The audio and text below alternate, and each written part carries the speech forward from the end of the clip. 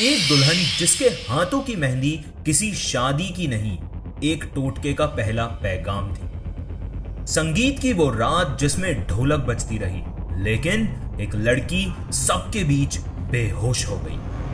वो मेहंदी का डिजाइन जिसमें एक दुल्हन, एक बच्ची और एक जवान मर्द की आत्माएं छुपी थी, और एक पेंटिंग जिसमें लिखा था विदाई से पहले के आखिरी पल। पर किसी ने बताया नहीं कि उस पल के बाद सांची की जिंदगी बदलने वाली थी। पर सवाल यह था कि वो मेहंदी सिर्फ एक श्रृंगार था या एक मंत्र जिसमें किसी की मौत की कहानी छिपी थी। क्या राघव जिससे शादी होने वाली थी, उसने ही उसे शापित करवाया था? तीन आत्माएं एक साथ एक ही लड़की के अंदर कैसे घुस गई थी? क्या यह सब एक रियासती बदला था या किसी अधूरे विवाह की बलि? और सबसे बड़ा सवाल, जब पूजा के बाद सारी आत्माएं चली गईं, तो सांची के अंदर कौन रह गया? ये कहानी जिसमें हर रस्म एक रीत नहीं, एक रिचुअल था, जहां शादी के कार्ड के अंदर डोली के साथ अंतिम संस्कार लिखा गया था, जहां एक दुल्हन की मुस्कान के पीछे तीन चीखें छुपी। नमस्कार दोस्तों, आप सुन रहे हैं the horror show by Karnik. आज की कहानी में आपका स्वागत है। ये कहानी सांची की है। आज उसकी उम्र 36 साल हो गई है। लोग उसे देखते हैं तो कहते हैं कितनी स्ट्रांग है, कितनी इंडिपेंडेंट और कंपोज्ड पर्सनालिटी की है। पर कोई ये नहीं जानता उसके हंसी के पीछे एक पुरानी चीख छुपी है। तो दोस्तों, आज की कहानी बहुत ही इंटरेस्टिंग होने वाली है। अगर आप शो पर नए हैं तो स्पॉटिफाई पे शो को रेट जरूर करें, और अगर आप ये कहानी यूट्यूब पे देख रहे हैं तो चैनल को सब्सक्राइब करें, वीडियो को लाइक करें। और हाँ, अगर आपके पास भी कोई कहानी है, कोई किस्सा है, तो आप उसे नीचे दिए गए ईमेल पर भेज सकते हैं। तो बिना किसी देरी के कहानी शुरू करते हैं। मेरा नाम है सांची। मैं एक वर्किंग वुमेन हूं। जो कुछ मेरे साथ 12 साल पहले हुआ, उसके बाद से अब मैं अपनी लाइफ के सारे डिसीजंस खुद लेती हूं। काश उस वक्त भी मैंने वो डिसीजन खुद लिया होता। मैंने किसी के सहारे पे कभी जीना नहीं सीखा, पर एक वक्त था जब मुझे लगा शायद अब वक्त आ गया है किसी के साथ अपना जीवन बांटने का। उस वक्त मुझे नहीं पता था कि जिस रिश्ते को मैं अपनी लाइफ की खुशी समझ रही थी, उसके साथ एक पुराना श्राप भी जुड़ा हुआ था, और उस श्राप की परछाई मेरे साथ उस दिन से चिपक गई जिस दिन मुझे चौहान फैमिली का रिश्ता मिला था। मैं सिर्फ 24 साल की थी तब। उस वक्त मुझे सपने भी सच जैसे लगते थे, और सच भी किसी सपने की तरह। उस दिन मम्मी ने मुझे बुलाकर कहा कि एक राजा जैसा रिश्ता आया है सांची, जमींदार परिवार से। सब लोग राजी हैं। और फिर जब मैंने राघव को देखा तो लगा जैसे किसी पुरानी हिंदी फिल्म का हीरो है। टॉल, ग्रेसफुल और बहुत ही ज्यादा सुंदर। राघव ने लॉ की पढ़ाई की हुई थी, इंग्लिश में फ्लुएंट, और उसके गांव में लोग उसे खानदानी बेटा कहते थे। मेरे घर में उस रिश्ते के आते ही शादी की तैयारियों का सुनामी आ गया।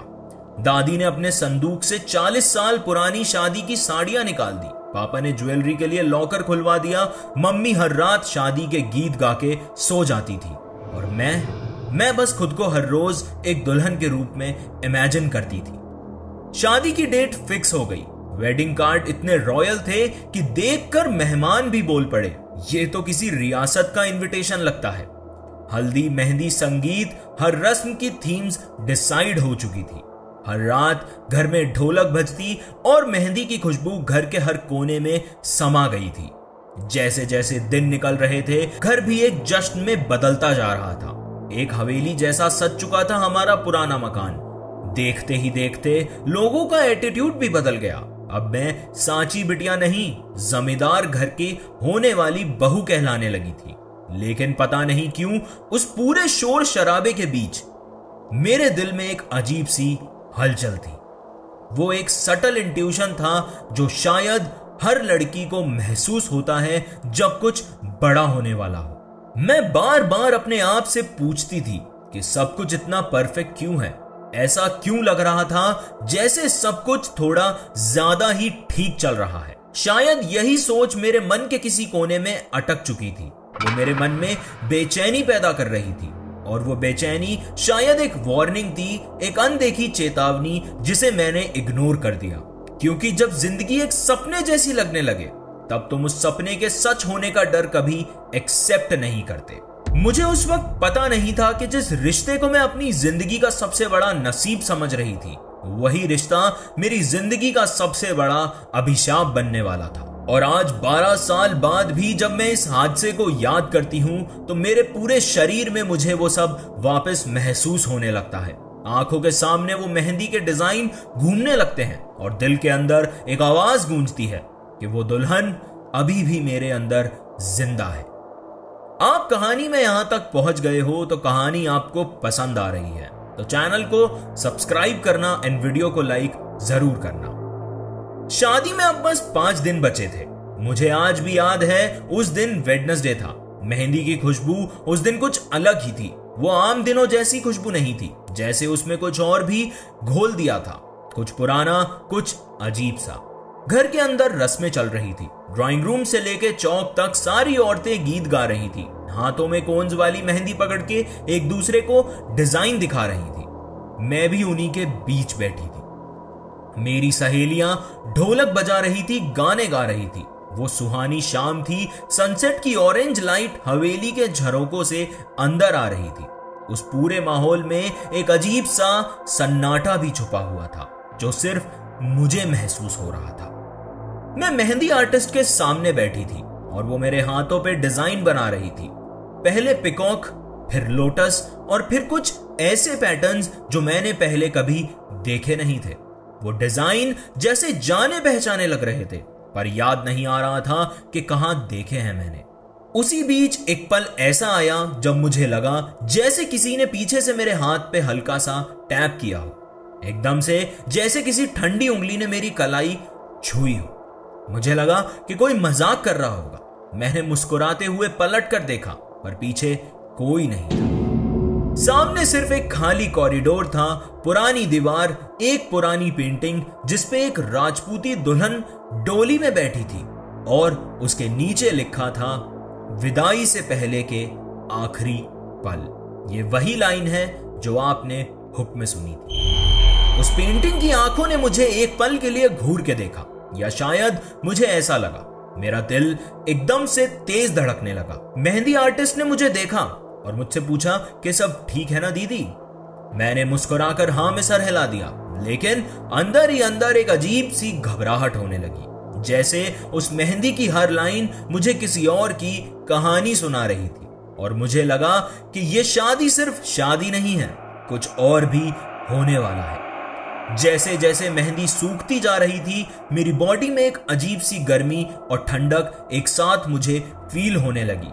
हाथों पे मेहंदी गहरी हो रही थी, उसके साथ साथ मेरे अंदर कुछ और भी गहरा हो रहा था, जैसे कोई अनजान सा दर्द मेरे नर्व्स के रास्ते मेरे दिल तक पहुंच रहा हो, बिना किसी वजह के। शुरू में लगा शायद थोड़ी वीकनेस है, फंक्शंस की थकान हो रही है, पर फिर एक अजीब सी बेचैनी ने मुझे चारों तरफ से घेर लिया। कहीं बैठ नहीं पा रही थी। मुझे ऐसा लग रहा था कि मेरी एनर्जी कभी आ रही है और कभी जा रही है। मैंने 2 बार पानी पिया, पर हर बार पानी पीने के बाद मेरे हाथों की उंगलियां अपने आप हिलने लगती, अनकंट्रोलेबली, बिना किसी वजह के। आंखों के सामने सब कुछ धुंधला लगने लगा। फिर अचानक एक पल ऐसा आया जब मुझे लगा कि मेरी कमर के नीचे से जान निकल रही है। सर घूमने लगा और मैंने एक ठंडी आहट अपनी गर्दन के पीछे महसूस की, जैसे किसी की उंगलियों ने मेरे गले पे हल्का सा हाथ फेरा हो। वो 1 सेकंड का था, पर उस टच ने मुझे कुछ और ही महसूस करवा दिया था। हवेली के बीचों बीच एक शादी की रस्म चल रही थी, ढोल बज रहे थे, लोग हंस रहे थे और बीच में मैं थी। मेरे हाथों की मेहंदी के साथ मेरे चेहरे की रंगत उतरती जा रही थी। लोगों के बीच बैठी मैं एकदम से उठकर छत की तरफ जाने लगी। मां ने रोका, बैठने को बोला और बस 2 मिनट बाद मेरी आंखें पलट गई और मैं वहीं बेहोश हो गई। घर में एक ही पल में शादी का माहौल टेंशन में बदल गया। डॉक्टर तुरंत बुलाया गया। वो आए, मेरी आंखें टॉर्च से चेक की, पल्स ली और बस एक हल्की सी स्माइल के साथ कहा कि कोई चिंता की बात नहीं है, बस इसको लो शुगर हुआ है, वीकनेस हो गई है, पैनिक मत कीजिए, थोड़ा ग्लूकोज दीजिए और इसको आराम करने दीजिए। पर मुझे लग रहा था जैसे डॉक्टर किसी और को देख रहा हो, जैसे वो मुझे कह रहा था कि ठीक हो जाओगी। वो मैं थी ही नहीं। मैं वहां लेटी थी, लेकिन मेरी बॉडी में मैं नहीं थी। उस दिन रात को जब सब सो गए तो मैं अपने बेड पे लेटी थी, लेकिन मेरे हाथ खुद ब खुद हिल रहे थे। मुझे महसूस हो रहा था कि मैं कुछ और बन रही हूं, जैसे मेरे अंदर किसी और की सांस घुल रही है। कोई और मेरी बॉडी को अंदर से छू रहा था। और सबसे अजीब बात, मुझे दर्द नहीं हो रहा था, सिर्फ एक अजीब सा सुकून फील हो रहा था, जैसे वो चीज मुझे यहां नहीं कहीं और ले जा रही थी। उसी रात जब सब मेहमान सो गए और घर के एक कोने में दिया अब भी धीरे धीरे जल रहा था, मैं अपने कमरे में अकेली लेटी थी। पूरे दिन की थकान थी, पर आंखों में नींद नहीं थी। और जब नींद आई तो मुझे एक सपना आया। मैं आज भी सोचती हूं वो सपना था या फिर हकीकत। सपने में मैं एक मंडप में खड़ी थी, सामने डोली थी और उसके पास एक दुल्हन, पर उस दुल्हन का चेहरा एक दुपट्टे से ढका हुआ था। पहले सब कुछ नॉर्मल था, लेकिन फिर उसने अपना दुपट्टा उठाया और उसका गला कटा हुआ। वो बिना सर के वहां खड़ी थी, जैसे किसी ने एक ही बार में पूरी गर्दन काट दी हो। और सबसे ज्यादा हॉरिफाइंग बात यह थी कि उसके हाथों में वही मेहंदी का डिजाइन था जो मेरे हाथों में था। वही लोटस, वही पिकॉक और वही शेडिंग, एक एक लाइन एग्जैक्ट सेम। उसने अपने दोनों हाथ मेरे सामने किए और फिर धीरे से मेरे दोनों हाथों पे हाथ रख दिए। वहीं पर मुझे आवाज सुनाई दी कि अब तेरा नंबर है सांची। मुझे लगा जैसे मेरे अंदर कुछ आ गया है, जैसे किसी ने मुझे अंदर से छू लिया है, जैसे किसी ने मेरी रूह को कैद कर लिया है। मैं चीख कर उठी, मेरी सांस फूली हुई थी, पसीने में भीग चुकी थी और कमरे का दरवाजा खुला हुआ था और मेरी बॉडी से एक अजीब सी हीट निकल रही थी। लेकिन लेटने से पहले मैंने वो दरवाजा खुद बंद किया था और वहीं साइड में खिड़की के शीशे पे एक हाथ छपा हुआ था। वो कोई ऐसा वैसा हाथ नहीं था, उस हाथ पे मेहंदी के छापे थे। लेकिन असली हॉरर तो तब शुरू हुआ जब सुबह हुई। मैं मिरर के सामने बैठी थी, पर बस बैठी नहीं, उसको घूर रही थी, अपने ही रिफ्लेक्शन से जैसे मिलने की कोशिश कर रही थी, पर मुझे वहां कोई और दिख रहा था। कई बार मुझे लगता कि मेरे रिफ्लेक्शन के लिप्स हिल रहे हैं, पर मैं चुप थी। फिर दिन चढ़ते चढ़ते मेरी हरकतें बदलने लगी, मेरे मुंह से अजीब अजीब सी बातें निकलने लगी थी। वो लैंग्वेज बहुत ही अजीब थी।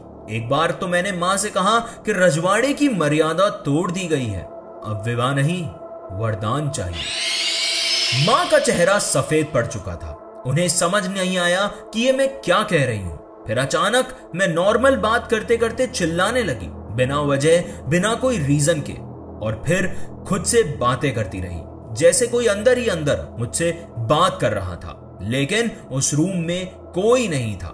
सबसे ज्यादा डरावना मोमेंट वो था जब उस दिन शाम के टाइम मुझे मिरर के सामने खड़े देखकर मेरी छोटी कजन बहुत जोर से रो पड़ी।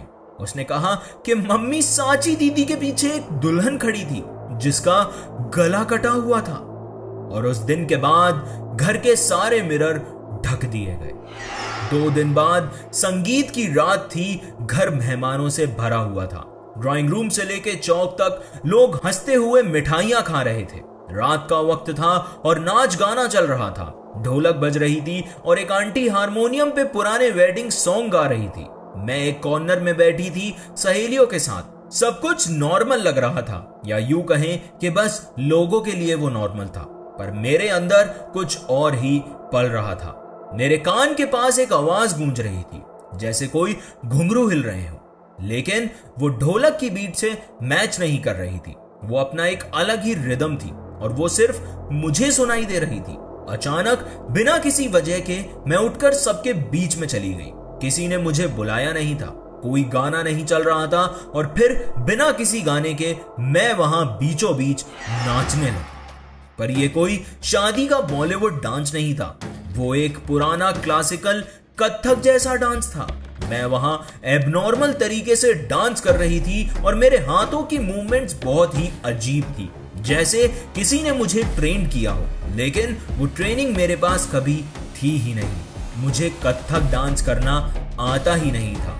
मुझे याद है उन लोगों के चेहरे जो वहां पे खड़े मुझे देख रहे थे। वो शौक के चेहरे मुझे चारों तरफ से घूर रहे थे। मेरी आंखों का काजल पूरी तरह फैल चुका था। आंखें इतनी छोटी हो चुकी थी कि जैसे कोई मेरी ही आंखों से मुझे अंदर ही अंदर घूर रहा था। मेरे बाल खुले थे और डांस के बीच वो बाल बार बार मेरी आंखों के सामने आ जाते, पर मैं उसे हटाती नहीं। मेरी बॉडी उस वक्त मेरी नहीं थी। मैं लिटरली खुद नहीं नाच रही थी, बल्कि उस वक्त मुझे कोई नचा रहा था, जैसे किसी ने मेरी बॉडी को कंट्रोल किया हुआ था। आंखों से आंसू निकल रहे थे, लेकिन मेरे होंठ मुस्कुराते हुए। वो मुस्कान किसी खुशी की नहीं थी। और फिर मेरे मुंह से एक आवाज निकली, मैं वापस आ गई हूं। आखिर में जब ढोलक की बीट रुक गई तो मैं सीधा जमीन पे गिर गई। एक डेड सा साइलेंस छा गया और एक छोटी बच्ची ने थपकी देकर कहा कि मम्मी, सांची दीदी ने वैसा ही डांस किया जैसा पेंटिंग वाली दुल्हन ने। और उस पल सबको एक चीज समझ आ गई। ये कोई पैनिक अटैक नहीं था, ये कुछ और था, ये कोई ऊपर की हवा थी। उस रात के हादसे के बाद सब कुछ एक अनहोनी में बदल गया।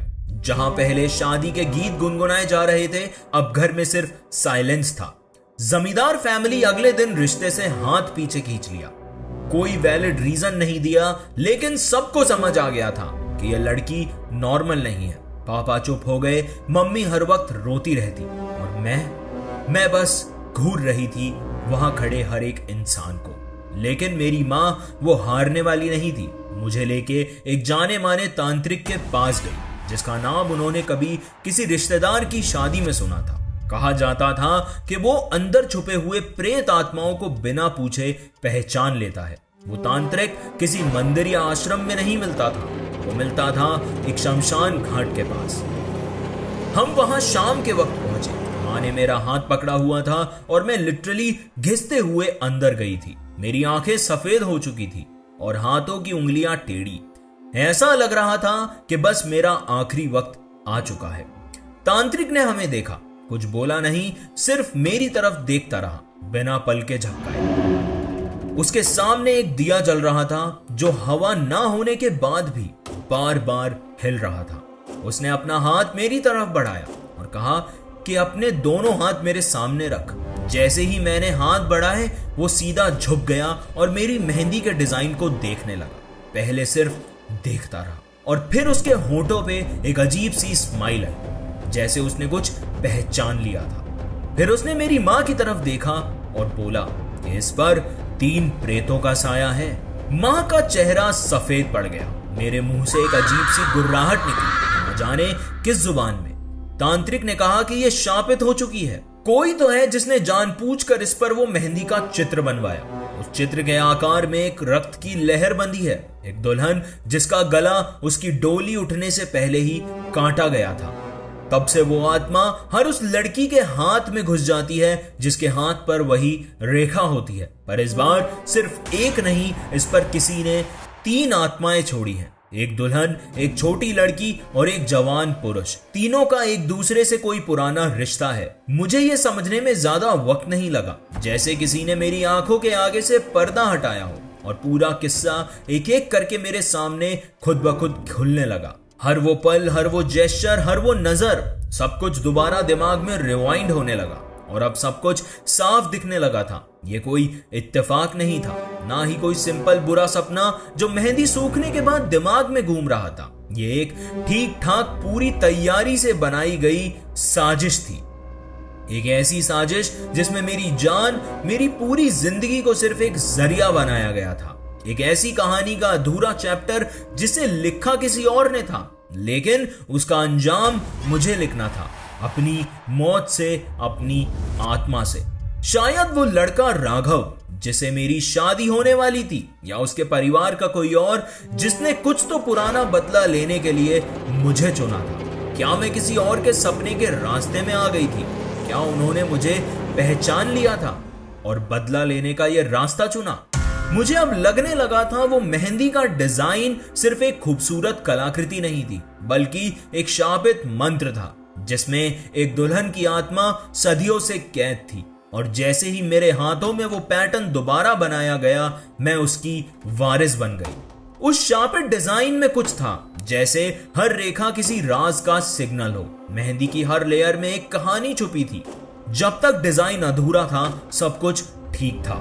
जैसे ही वो पूरा हुआ, कुछ तो मेरी स्किन के अंदर से हिलने लगा। कुछ अंदर घुस गया, जैसे किसी ने दरवाजा खोला हो और अंदर से 3 चिल्लाते चेहरे बाहर आए हों। मुझे अब समझ आ गया था कि मैं कोई दुल्हन नहीं, मैं एक जिंदा हवन कुंड बन चुकी थी। एक हवेली जिसमें कोई दिया नहीं जला, एक शब्द जहां शुभ विवाह नहीं, शापित यात्रा लिखा गया हो। मुझ में 3 आत्माएं घुस चुकी थी, एक दुल्हन, एक छोटी लड़की और एक वो जवान मर्द। ये कोई ऐसा कर्ज नहीं था जो किसी भूल से छोड़ा गया हो। ये सोची समझी साजिश थी। हर चीज जुड़ने लगी। उस डिजाइन का बनाए जाना, ढोलक के बीच मेरी बेहोशी, सपने में गला कटा हुआ चेहरा और फिर शादी का टूट जाना, सब कुछ एक सीक्वेंस था, एक रिचुअल, एक ऐसा पुराना बदला जो मेरे हाथों से पूरा करवाया गया। क्या मैं उस लड़की की जगह ले रही थी जो कभी राघव की दुल्हन बनने वाली थी? क्या उसके साथ कुछ ऐसा हुआ था जो दुनिया जानती नहीं थी, लेकिन उसके परिवार के लोग जानते थे? क्या उन्होंने मुझे उस जगह बैठाकर उसकी आत्मा को शांति देने का ड्रामा किया था? या उसके जख्म को मेरे अंदर फिर से जिंदा कर दिया था? ये सारे सवाल मेरे दिमाग में घूमने लगे और सबसे डरावनी बात यह थी कि खेल अभी खत्म नहीं हुआ था। तांत्रिक ने जो उपाय हमें बताया था, पूजा के लिए घर के अंदर एक अलग कमरा बनाया गया जहां धूप कपूर और मिट्टी के घड़े रखकर एक चौकी बनाई गई। दिए चारों तरफ जल रहे थे और उनकी लौ कभी तेज कभी हल्की हो रही थी, जैसे कोई वहां बैठ के सांस ले रहा था। तांत्रिक ने कहा कि यह क्रिया लगातार 3 दिन तक चलेगी और तब से शुरू हुई मेरी जिंदगी की वो भयानक, सबसे कठिन रातें। पहली रात जब मंत्र जाप शुरू हुआ, मैं एकदम शांत थी, पर जैसे जैसे जाप तेज हुआ, मेरी सांसें रुकने लगी। मेरे गले से एक गुर्राहट निकली और फिर मैंने आंखें खोली। वो मैं नहीं थी। मेरे होंठ हिल रहे थे, लेकिन जो मैं बोल रही थी वो एक 16 साल की दुल्हन की आवाज थी। मैं तो तैयार थी, मैंने तो जोड़ा भी पहना था, पर उन्होंने मेरी डोली को लहू से रंग दिया। मेरी बॉडी सदमे में चली गई। मैं जमीन पर सर के बल गिरी और तांत्रिक ने जल्दी से हल्दी का लेप लगाकर मुझे कंट्रोल किया। पहली आत्मा शापित दुल्हन पूरी शक्ति से मुझे जकड़ रही थी, लेकिन तांत्रिक के मंत्र जाप और अग्नि के हवन के बीच एक गहरी चीख के साथ उसकी एनर्जी मेरे हाथों से बाहर निकल गई। फिर दूसरी रात शांति थी, पर थोड़ी देर बाद मैं बच्चों की आवाज निकालने लगी। मुझे मेरी गुड़िया चाहिए, मुझे गुड़िया चाहिए। मैंने अपने बालों को खींचना शुरू किया, दांत से अपने दुपट्टे को फाड़ दिया। मां तुरंत समझ गई ये एक बच्ची की आत्मा है। उस बच्ची की आंखों में सिर्फ मासूमियत नहीं थी, उसके अंदर एक भयानक तन्हाई थी। तांत्रिक ने मुझे एक छोटी घंटी दी बजाने के लिए और बोला, उसकी आत्मा आवाजों में बंद है, इसे आवाज दो। और जब घंटी बजी तो मैंने एक लास्ट बार कहा कि मम्मी मुझे वापस ले चलो, और वो चली गई। धूप की खुशबू के साथ एक हल्की सी ठंडक, और फिर वो आखिरी तीसरी रात, सबसे भयानक रात थी। मैंने तांत्रिक को सीधा आंखों में देखा और कहा कि तू कौन होता है मुझे रोकने वाला? मैं इसके अंदर हमेशा रहूंगा। ये कोई और नहीं, उस जवान मर्द की आत्मा थी। मेरे एक्सप्रेशंस और मेरे चलने का तरीका बदल चुका था। मैं एक आदमी की तरह बात करने लगी थी। मेरे कदम भारी हो चुके थे, आंखें तीखी। मैं तांत्रिक के सामने खड़ी हो गई बिना डरे, और फिर उस तांत्रिक ने बोला कि पीछे हट जा, तूने अपने बदले के लिए गलत शरीर को चुना है। पर वो आत्मा हंसने लगी और बोली कि यह लड़की अब मेरी है। उस रात मेरे मुंह से खून निकलने लगा, मेरे हाथों के नाखून लाल पड़ गए और तांत्रिक ने एक लाल धागा मेरे चारों तरफ घुमाकर मंत्र जाप करने लगा। अचानक मेरी बॉडी हवा में उठी, 1 सेकंड के लिए सब कुछ रुक गया और फिर एकदम से शांति। तीनों आत्माएं जा चुकी थी, पर मैं अंदर से टूट चुकी थी। इस पूजा की कीमत क्या थी? मैं 3 दिन तक सिर्फ जिंदा थी, लेकिन जीवित नहीं। मेरे अंदर कुछ था जो निकल गया, लेकिन उसके साथ मेरे अपने टुकड़े भी चले गए। शादी तो पहले ही टूट चुकी थी, पर मैं अब अंदर से भी बिखर चुकी थी। आंखों में नींद तो होती थी, पर नींद आती नहीं थी। लोग मिलते थे, पर मैं किसी को देख नहीं पाती थी। पूजा खत्म हो गई थी, आत्माएं मेरी बॉडी से निकल चुकी थी। तांत्रिक ने कहा कि अब यह शापित नहीं है, लेकिन क्या सब कुछ ठीक हो गया था? नहीं, वो श्राप मेरे शरीर से तो चला गया था, लेकिन मेरी लाइफ से कभी नहीं गया। अगली सुबह जब घर के लोगों ने मुझे देखा तो मैं जिंदा थी, पर मेरी आंखों में वो रोशनी नहीं थी जो एक होने वाली दुल्हन में होती है। मेरे चेहरे पे मुस्कान नहीं थी, सिर्फ एक सन्नाटा था। शादी तो पूजा से पहले ही टूट चुकी थी। चौहान हवेली के लोगों ने बिना कुछ कहे इनविटेशन कार्ड जला दिए। वो लोग तो चले गए थे, लेकिन मेरी कहानी छोड़ गए। अगले 5 साल हर बार जब कोई रिश्ता आता तो लोग एक ही बात पूछते, आप वही सांची हो ना जिसके हाथों में वो मेहंदी थी? उनके लिए ये सिर्फ एक क्यूरोसिटी थी, पर मेरे लिए ये एक चुभती हुई याद थी, एक दर्द भरी याद। लोग मुझे नजर से नाप लेते, कोई आंखों में डाउट लेकर देखता तो किसी के होठों पे सिंपैथी होती, पर वो सिंपैथी भी झूठी लगती थी। माँ रोज कहती कि बेटा अब तो सब ठीक है, शादी कर ले, पर मैं उन्हें कैसे समझाती कि मैं अब कभी शादी नहीं कर सकती। और सबसे बड़ी बात, मैं उस दूल्हे का चेहरा नहीं भूल पाई। राघव, उसकी आंखों में जो ठंडक थी, जो शादी कैंसिल करते वक्त उसने मुझे एक बार पलट के नहीं देखा, उसकी आंखों का वो गहरापन मैं आज तक नहीं भूल पाई। वो कुछ तो जानता था। मुझे आज भी लगता है कि शायद उसने ही मुझे शापित करवाया था, या शायद वो किसी और से शादी करना चाहता था। शादी कैंसिल होने का रीजन दुनिया के लिए मान था, प्रेस्टीज था, पर मेरे लिए वो सिर्फ एक शब्द नहीं, एक प्लान्ड रिवेंज था जो मेरी पूरी जिंदगी को बर्बाद कर दिया।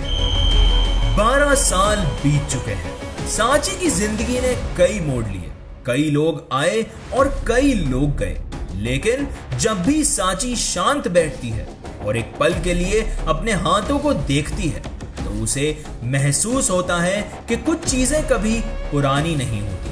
हाथों का रंग तो कब का चला गया, लेकिन उसकी मेहंदी का डिजाइन जो उस दिन बनाया गया था वो आज भी उसके दिमाग के कैनवास पर ताजा है, गहरा है और जिंदा हुआ है। लोग कहते हैं टाइम्स हील्स एवरीथिंग, पर सांची जानती है कुछ दाग सिर्फ वक्त के साथ और गहरे हो जाते हैं। कुछ राज इतने अंदर तक घुस जाते हैं कि उन्हें सिर्फ याद नहीं किया जाता, महसूस किया जाता है। दुनिया के लिए यह सिर्फ एक कहानी है, एक और सुपरनैचुरल इंसिडेंट जिसे कई लोग चाय पीते वक्त डिस्कस करेंगे, या किसी मेहंदी की रात पर हवा में उड़ने वाली कहानी कहकर टाल देंगे। सांची के लिए यह एक जीती जागती सच्चाई है, एक ऐसा शापित हिस्सा जिसका रंग कभी उतरता नहीं और जिसका दर्द कभी मिटता नहीं।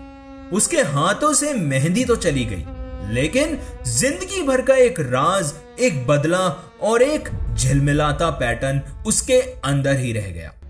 आज भी अगर कोई उससे पूछता है आप वही सांची है ना, तो वो सिर्फ मुस्कुरा देती है, लेकिन उस मुस्कान के पीछे एक सन्नाटा होता है, जहां अब भी वो 3 आत्माएं, दुल्हन, बच्ची और वो जवान मर्द कहीं ना कहीं महसूस होते हैं।